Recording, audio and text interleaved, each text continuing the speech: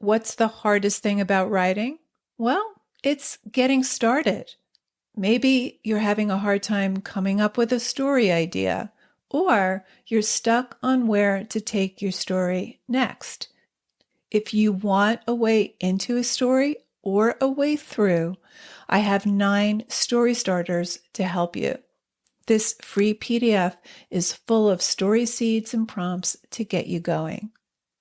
To download your 9 story starters, go to nancypanuccio.com/start. That's Nancy with an I, Panuccio with 2 C's, nancypanuccio.com/start. It's a constant evaluation. You have to ask, who am I, and what is it I'm trying to say with this piece of writing?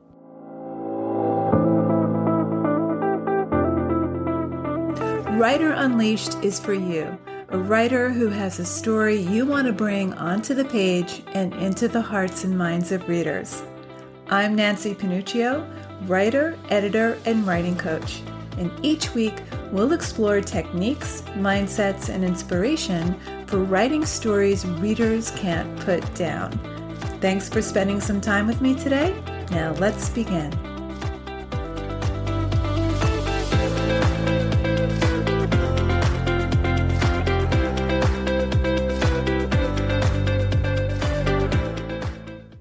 How do you get the results you're after with your novel, your memoir, your short story collection? What's the quickest route to finishing your story and successfully finding representation or self-publishing with significant sales? In this episode, we'll talk about process versus product and ways you can evaluate your own work, and ultimately how you can move closer to the end result you're after. First, let's talk about the paradox of being attached to results and not reaching them. By result, I mean the ROI, your return on investment, your investment in time, your financial investment. Maybe you hired editors. You invested 2 years, 3 years. You've rewritten your story.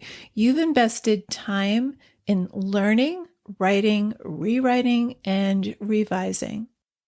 For many new writers, the result they're attached to is querying an agent, getting published, replacing their day job, making a living with their writing. They're less concerned with their own experience of doing the work and more concerned with pushing it into the marketplace. They want that validation.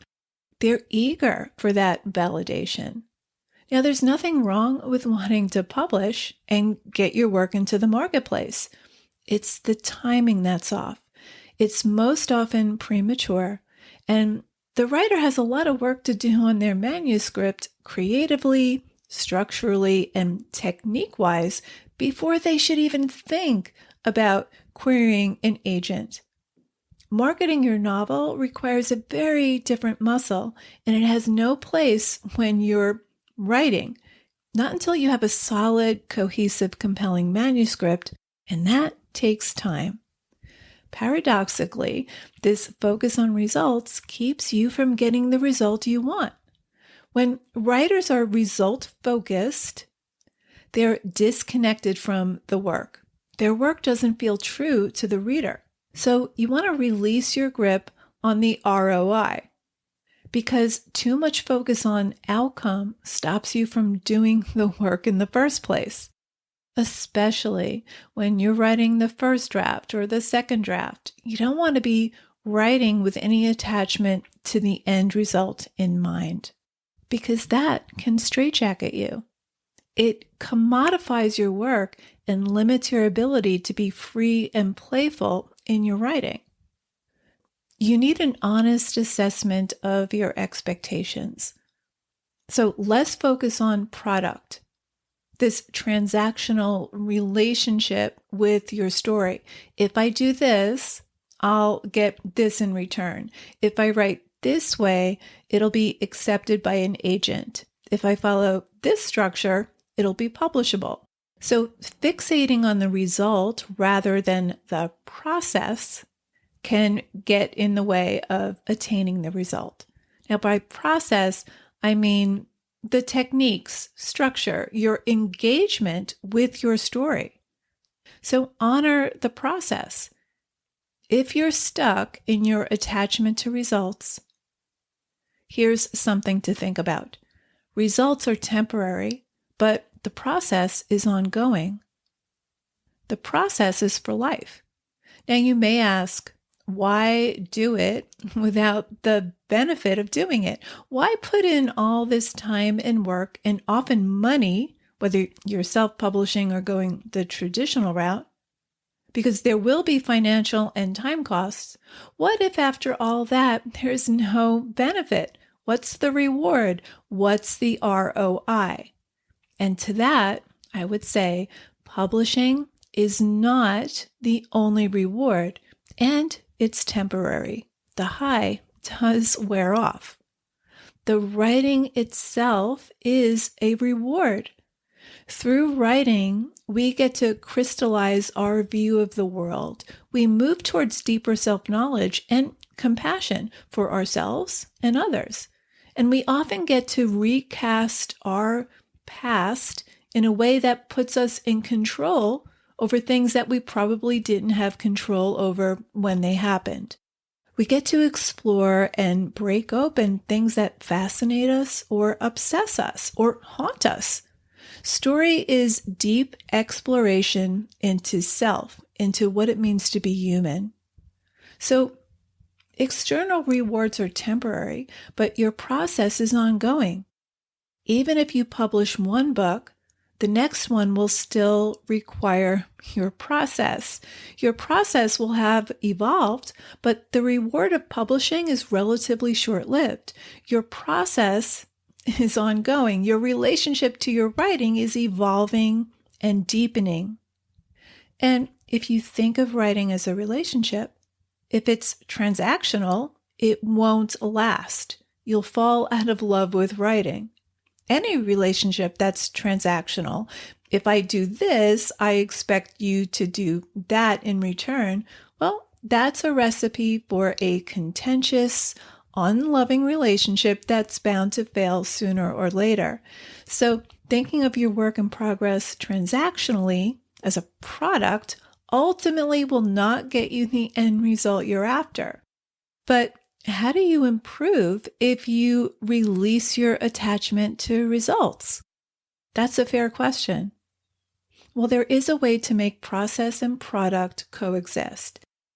And the way to do that is to cultivate your own ability to evaluate your own work.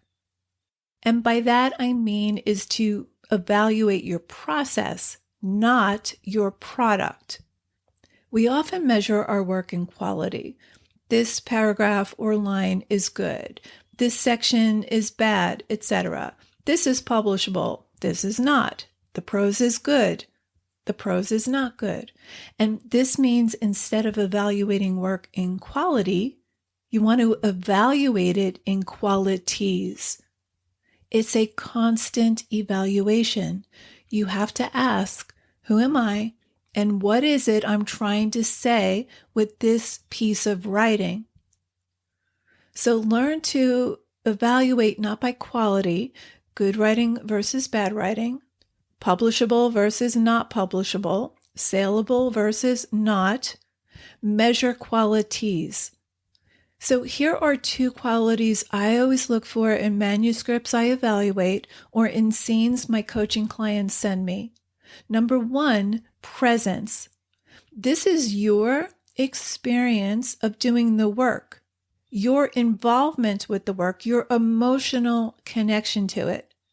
When you're evaluating a scene or sequence of scenes that you wrote, how present do you feel when you're reading it back?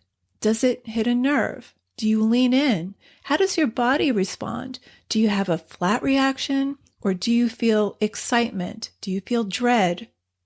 If you are present in the writing, you will feel it in your body.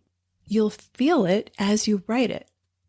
When I'm evaluating a scene, I'm looking for the writer's involvement. I can tell when the writer is just writing what they think a novel is supposed to read like. I can tell when they don't feel it, when they don't believe it, when they're disconnected from the text.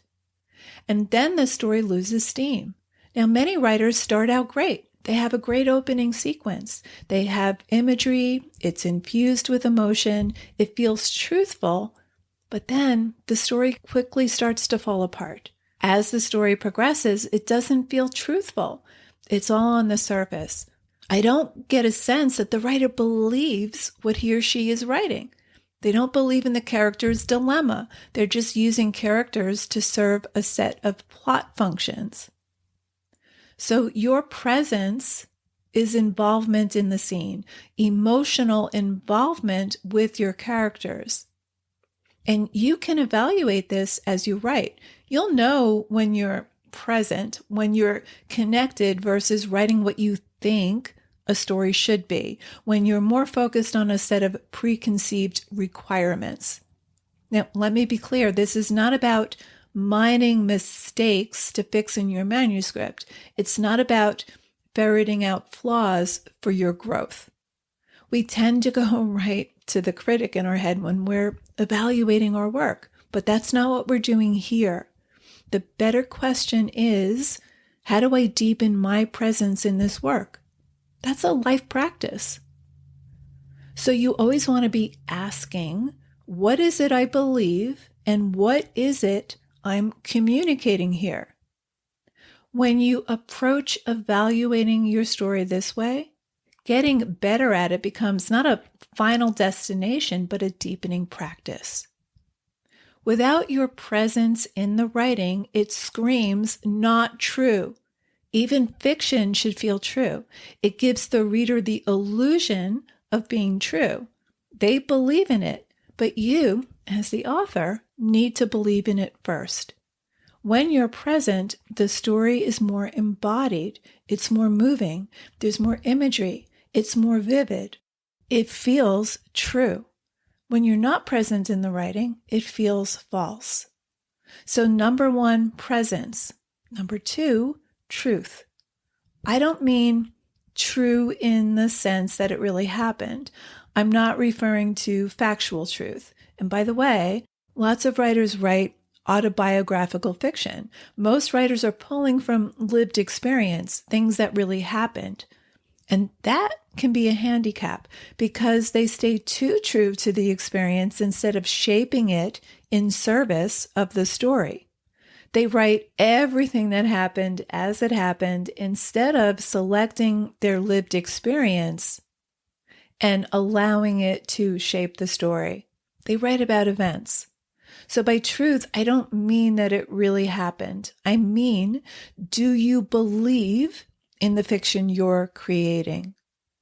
Truth and presence is a matter of distance. The less distance between you and the thing you create, the more true it is. The more true it will feel to your reader. It will feel less true if you're keeping distance between you and your characters. If you want to know what you need to work on, notice where in the story you're not connecting to your characters. So how do you connect? Well, you integrate with your character. Follow your lived experience into the experience of the character. What from your lived experience could be used and can be beneficial to the current problem your character is facing? If you inhabit that problem, it deepens your belief in your character.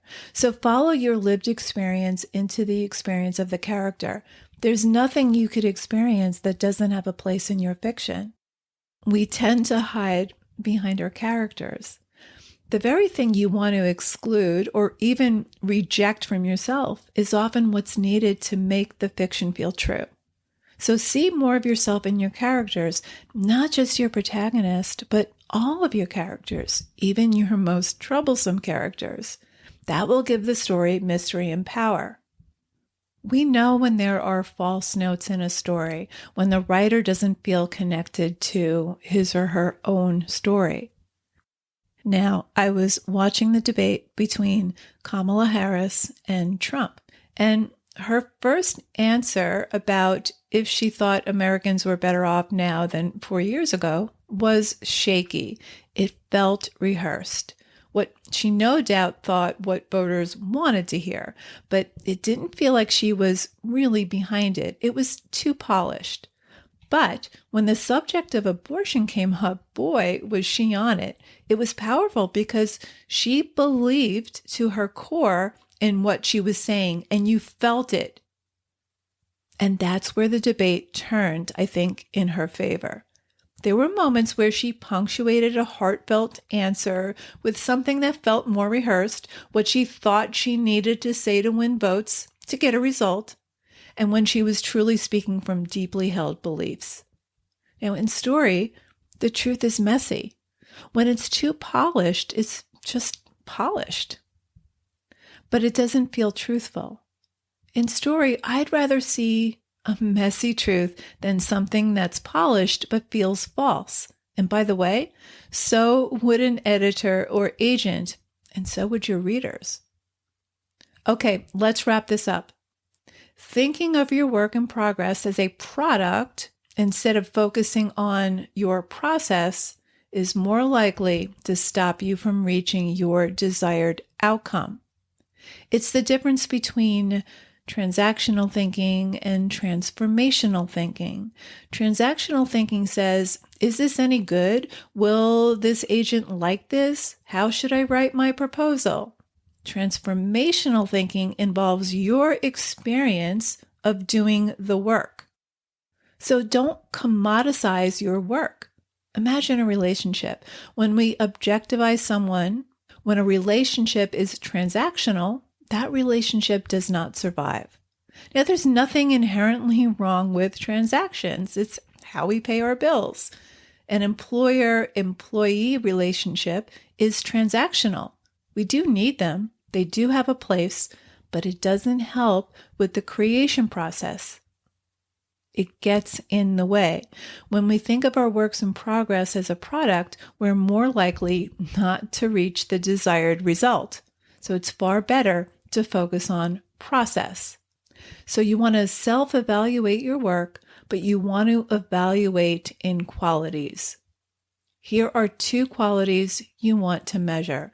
Number 1, presence. The more present you are in your work as you write, the more powerful it will be, and ultimately, the most rewarding. Number 2, truth. You want to integrate your emotions, your lived experiences with your characters. The less distance between you and your characters, the more truthful it will feel. This is all about your own personal, emotional connection to your story. And that happens moment by moment as you're writing. When you're connecting yourself to your story, you create a self-sustaining fire, and you can keep that fire lit. So there you have it. Thanks for hanging out with me today. And if you know any writers who need some support in their writing, please share this episode or the Writer Unleashed podcast in general. And if you love what you're listening to, subscribe on your favorite listening platform and please leave me a review. Reading how this podcast impacts your writing truly lights me up and helps me create topics for the show. Till next time, keep writing, and I'll talk to you soon.